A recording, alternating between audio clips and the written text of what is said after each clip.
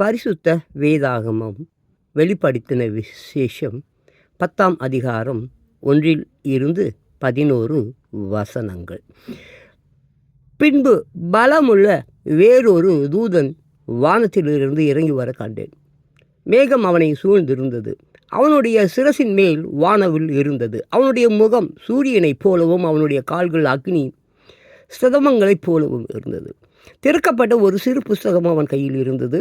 தன் வலது பாதத்தை சமுத்திரத்தின் மேலும் தன் இடது பாதத்தை பூமியின் மேலும் வைத்து சிங்கம் கெர்ஜிக்கிறது போல மகா சத்தமாய் ஆர்ப்பரித்தான். அவன் ஆர்ப்பரித்த போது 7 இடிகளும் சத்தமிட்டு முழங்கின. அவ்வேழு இடிகளும் தங்கள் சத்தங்களை முழங்கின போது நான் எழுத வேண்டும் என்று இருந்தேன். அப்பொழுது 7 இடி முழக்கங்கள் சொன்னவைகளை எழுதாமல் முத்திரை போடு என்று வானத்திலிருந்து ஒரு சத்தம் உண்டாக கேட்டேன். சமுத்திரத்தின் மேலும் பூமியின் மேலும் நிற்கிறதாக நான் கண்ட தூதன் தன் கையை வானத்திற்கு நேராக உயர்த்தி, இனி காலம் செல்லாது, ஆனாலும் தேவன் தம்முடைய ஊழியக்காரராகிய தீர்க்க தரிசிகளுக்கு சுவிசேஷமாய் அறிவித்தபடி 7ஆம் தூதனுடைய சத்தத்தின் நாட்களிலே அவன் எக்காலம் ஊதப்போகிற போது தேவ ரகசியம் நிறைவேறும் என்று. வானத்தையும் அதில் உள்ளவைகளையும் பூமியையும் அதில் உள்ளவைகளையும் சமுத்திரத்தையும் அதில் உள்ளவைகளையும் சிருஷ்டித்தவரும் சதா காலங்களிலும் உயிரோடு இருக்கிறவரும் மாணவர் மேல் ஆணையிட்டு சொன்னான்.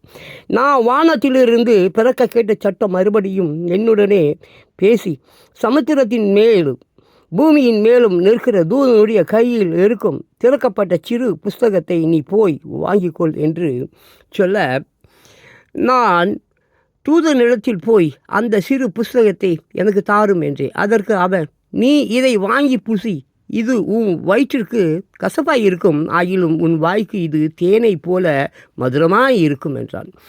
நான் அந்த சிறு புஸ்தகத்தை தூதனுடைய கையில் இருந்து வாங்கி அதை புசித்தேன். என் வாய்க்கு அது தேனை போல மதுரமாக இருந்தது. நான் அதை புசித்த உடனே என் வயிறு கசப்பாயிற்று.